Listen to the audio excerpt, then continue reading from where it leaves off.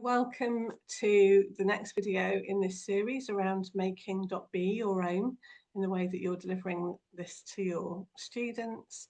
And just want to say hi again to Richard and thank you for Hi, Faiy. Good to be back. joining in with this. And also this week we've got Felix as well. Don't know if you want to say a little bit, Felix, about the setting that you're delivering .be in. Yeah, hello. So I work in a specialist independent SEN college based in the Northwest, and we deliver like creative arts courses for our students, aged predominantly 16 to 18, although we do have some older learners and some younger alternative provision learners as well. Oh, thank you for that. And so we're just talking then about lesson 6 this week. You might recognise that from Felix's background.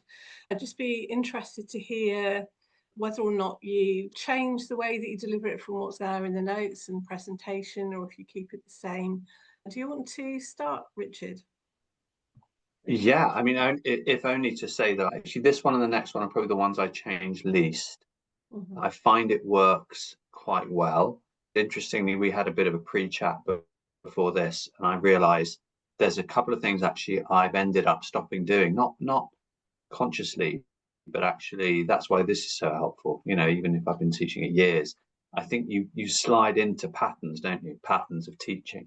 And I'd forgotten there were a couple of bits that I haven't been using, which I might return to. But generally speaking, actually, I do stick to the script more on this one, which is why it's, you know, great to have other views here as well. Yeah, thank you.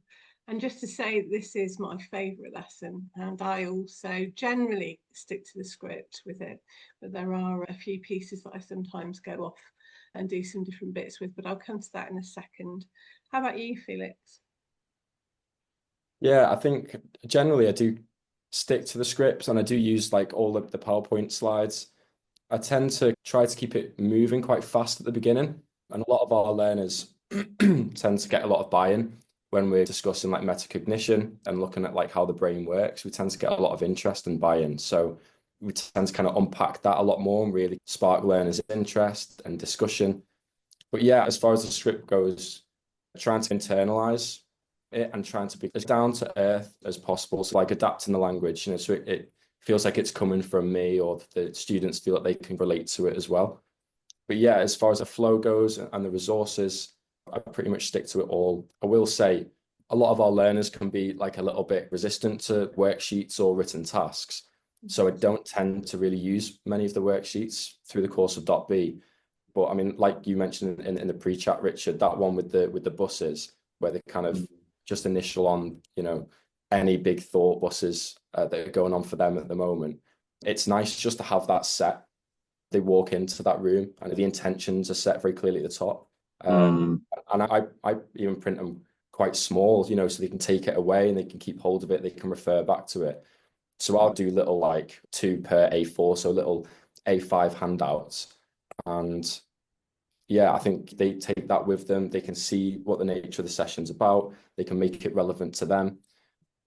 And I mean, also, when we ask students to become aware of those big thought buses, and obviously, like, you know, encouraging them to seek out support if any of them are kind of too big or too heavy.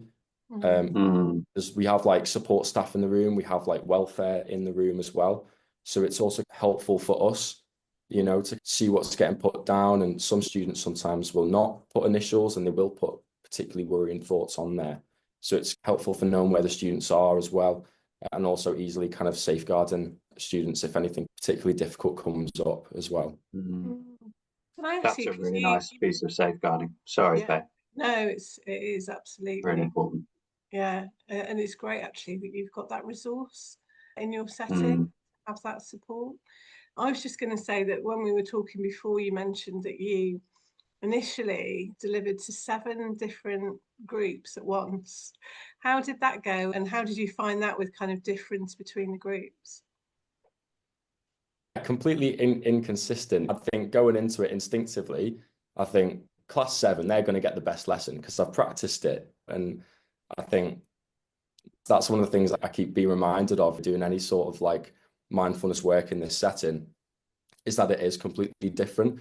And sometimes one of the earlier sessions would be fantastic and the next ones wouldn't be so much. In terms of like size of groups, sometimes quite small, sometimes quite big. There was one class where it was like their tutorial time, and they kind of shared, it's in like our big canteen area, and it'd be on a big screen, and there'd be lots of students and lots of potential for disruptive behavior because they're in big groups. So, then my teaching style would be very kind of dynamic and kind of acting out, demonstrative.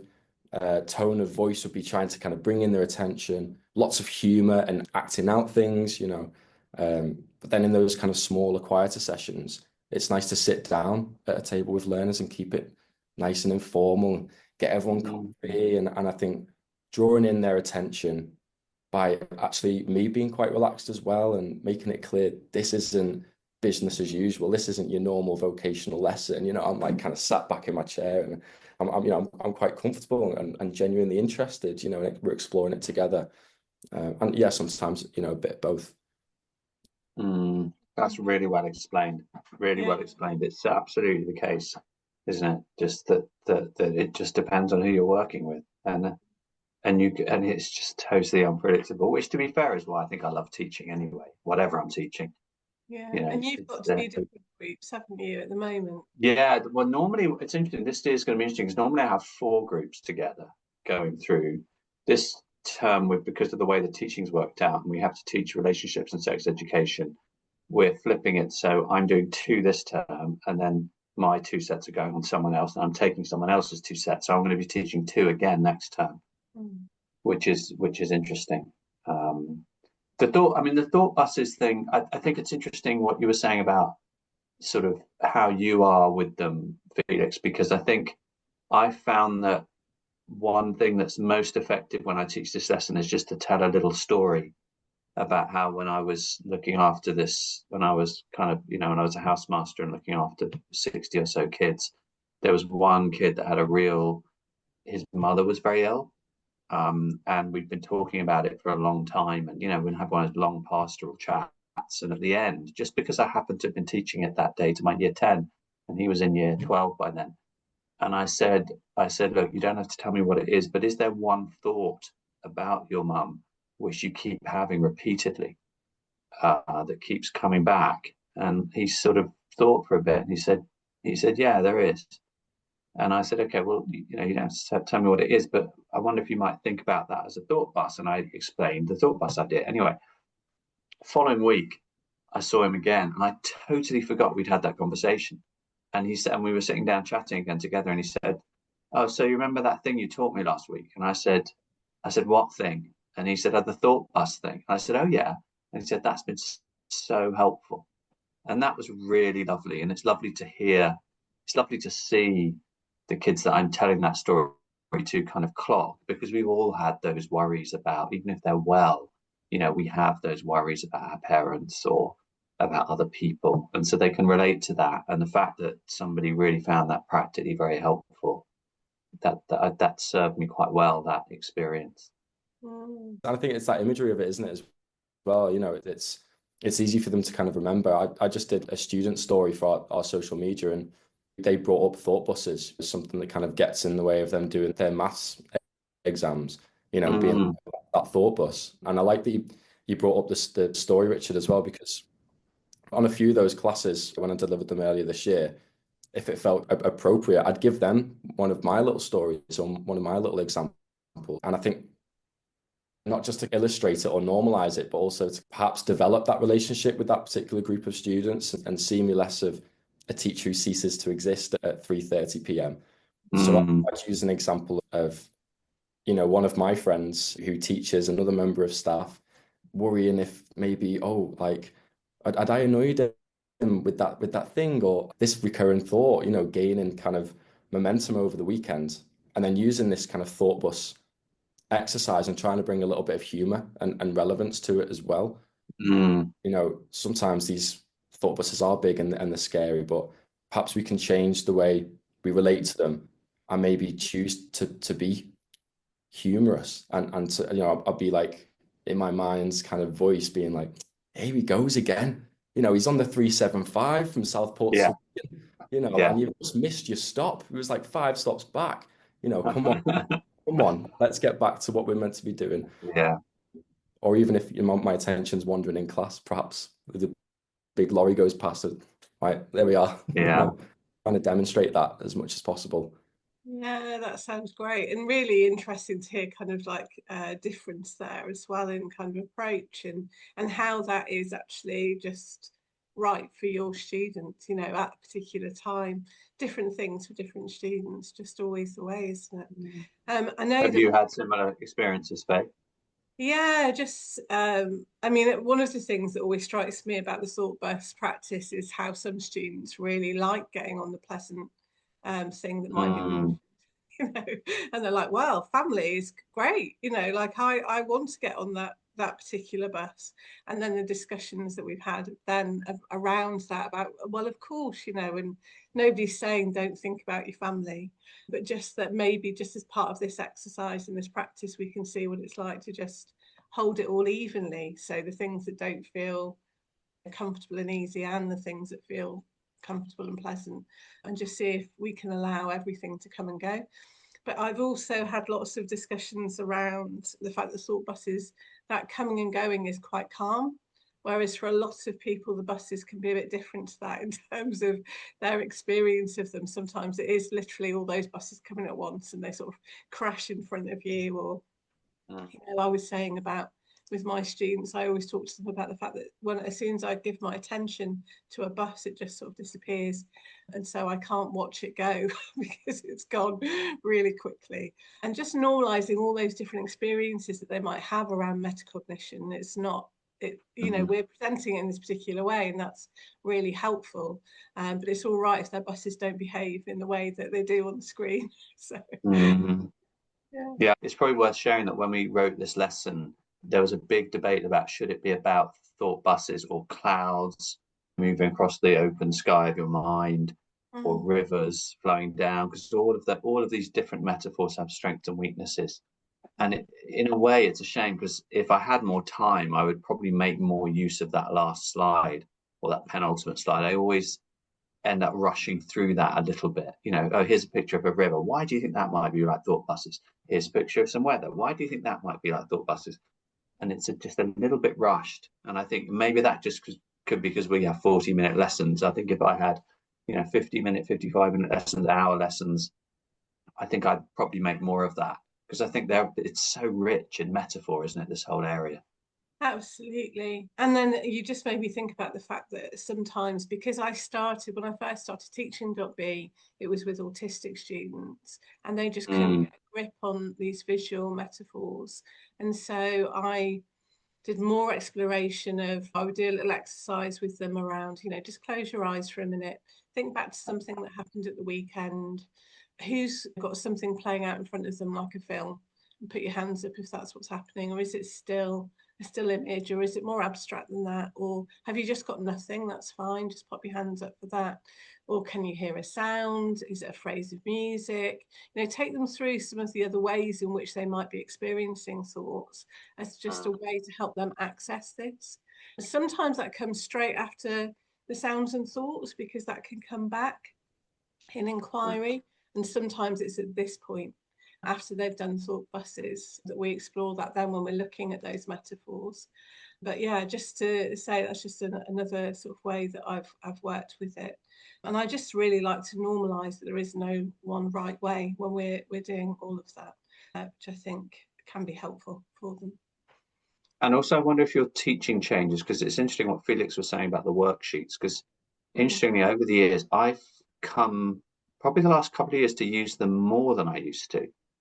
Because I think when I started, I loved the idea that they weren't normal lessons. And so I would encourage the kind of take your tie off, relax, and all that. But I think to some extent, and this is maybe different to the context you're working in, Felix, but I think maybe I made my life a bit harder, because then classroom management broke apart a little bit. They were just almost too casual. And there's something quite nice now that I give them these booklets, which I've made up of my favorite slides from the teacher booklets, my favorite pages. So they have like a .B booklet. And when they come in, their .B booklet is on their desk. And it sort of, turn to page 3 kind of thing. It is a bit schooly, But actually, I'm finding that what's quite good is that maybe my classroom management, they're breathing in the code of a normal lesson, so that they do actually just sit there. Not every set does, but maybe they're behaving in a way which in some ways has made my life easier, because it means when I come to do a practice, they're already a little bit more in their bubble, in their, kind of with their tie done up and sitting there at their desk in a way which I didn't really like to begin with. But now I'm finding it's kind of helping me a bit with the classroom management. Yeah, I've had mixture of experiences with that, in terms of it sometimes like being really helpful for supporting classroom management, but also when you've got a very quiet group. It can just be a really helpful way of it just kind of it going down. I also use post-it notes in .B lessons so that students can write things down. I take them, it stays anonymous, what they've shared. Yeah, absolutely. Yeah, I think I've got a little bit of a perspective shift over it, and I think I will do things differently on the next run in January. And I think just the idea of choice and having those options there. So I would like students to be able to use those worksheets and have that choice too, or perhaps, learners who maybe need a little bit kind of more reinforcing of the information. It'd be helpful for the tutor to have that worksheet alongside them and kind of bring that learning into something visual and using that kind of that mixed media. And another thing that was kind of quite enlightening was, obviously these classes were invitational, but they were in their sort of tutorial time. So it was that, if you don't want to engage in the session, that's absolutely fine. But, let's not ruin it for everyone else. So some students would even choose to have like headphones on, or this particular situation came to mind where it felt like it was falling on deaf ears, for the majority of the course. And some students in this room, it's like a square, and it's like games design. So a lot of them are on computers, they're just on the screens, the headphones are on, and it's like, they're not getting anything out of this other than a bit of quiet time. They get to play a little bit of games. At least mindfulness won't seem like such a bad thing in the future, is what I took from it. Until a learner who hadn't engaged at all throughout the course, and it wasn't until probably about this, it might have been taken in the good. Anyway, it was in one of the latter lessons of the course, turned around and answered a question that showed prior learning. So they gave me no sort of like visual clue that they were taking anything in. Suddenly it was clicking for them, and they felt like they could turn around and they had something to share to that lesson. So I'm thinking about how to kind of create a space where it is invitational, it's fun. Maybe there's all these kind of activities, worksheets, coloring, sensory toys, whatever's there, but perhaps maybe keeping that phone ban, or perhaps, headphones are off, but you can kind of do what you like, so that is that opportunity for it to sink in, and it's invitational. So navigating that, I think, would be tricky. I think that's what I'll be exploring, I think, as I go forward. Yeah, it's really interesting you say that. I had a group that were just not kind of focused right from the beginning, and I thought this isn't going to work with this group. And so I brought in, after the very first session, I was like, oh, I need something to help me here. So I brought in doodle books and just gave them colours and doodle books, and said, we're going to have the lesson, but you've got your own little doodle book. Because I'd been reading some research that said that when we doodle, we can take in information that we receive, audio, more easily, and understand what's going on. And I thought, it doesn't really sound like it would be kind of mindfulness oriented. But to be doing that, because it's like, where is your focus? But actually, if it was helping them access, anyway, I had a similar experience, long story short, had a similar experience where actually they were responding all the time to what I was asking. They were joining in the practices. It turned out to be one of the best groups I've ever taught. It was a group of year 8s. It really taught me a lot, actually, around not being too strict about how it feels, that, what shape this looks like in the classroom. Yeah, that's so key. That I think you both mentioned the word fun. I mean, that is what I fear has potentially got lost in the kind of research on .B, is just the importance of fun. Because as long as they go away feeling, oh, I remember .B, it was a bit silly, but it was kind of fun. And my teacher was a bit weird, but he clearly believed, or she clearly believed in it, believed it worked. And they buy your authenticity, even if they reject what you're teaching them, I think, to some extent, if it is an authentic thing for you. I do think that fun is just such a key word. I was just going to say one other thing, which was that I think what I remember about this lesson from the very beginning was it was almost the first time where I felt I might be able to almost close my eyes for a few seconds during a practice, because you got the first three lessons, then you've got introduction, lesson 1, lesson 2, then lesson 3 is meditation, so they're lying down, lesson 4 is eating, lesson 5 is movement. So this lesson 6 is kind of the one that returns you to just the sitting and meditating in a sort of more traditional way. And I find that by then, normally, either you've lost them and you have to just take a totally different approach, or if you've got them and they're bought into it, actually you can kind of practice alongside them a little bit more. I find this one can be a kind of like a watershed, like a threshold moment when suddenly you're kind of able to practice with them a little bit more. I mean, obviously you're practicing with them all the time, etc., but that somehow this can be a break for you, I think, if things are going well. I have also had lessons, I should say, when you realize you're not going to get hardly any practice at all, and then you have to recalibrate. But that's sort of been my experience of it. Yeah. Thank you. Absolutely. I might just add on to that a little bit. And we discussed that, I think, before. The trigger words in that exercise were like, I'm going to send you some thought buses now, see what comes up. I think there is that sort of idea that we're all doing it together. And I think there's that interest that this one thought but's come through and we're all having that response to it, even the teacher, even all the students together, and the inquiry from that, I think, is really, really interesting. And I think that normalizes that experience, doesn't it? This mindfulness being this mindfulness stuff, but actually it's very natural, isn't it? It's our brain and our mind responds to stimuli, and it's interesting, and we can relate to it differently. And I thought that was maybe a nice little note. Yeah, no, thank you, Felix. And I think just that kind of just listening to both of you just made me think about the fact that the beauty of this is that coming alongside our students, that we're not setting ourselves up as the expert, because how could we be the expert of their experience, so it's just coming alongside and saying, yeah, me too, some days are good, some days are not, and how we can use this practice to help ourselves.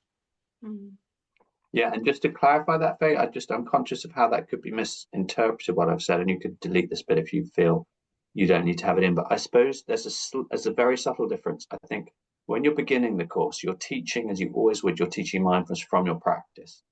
So you're practicing and you're guiding from your practice. But I think in the sense of a classroom, there's also constantly a surveying and a kind of overseeing and a kind of, in a slightly different way to when I'm teaching adults who have chosen to be there.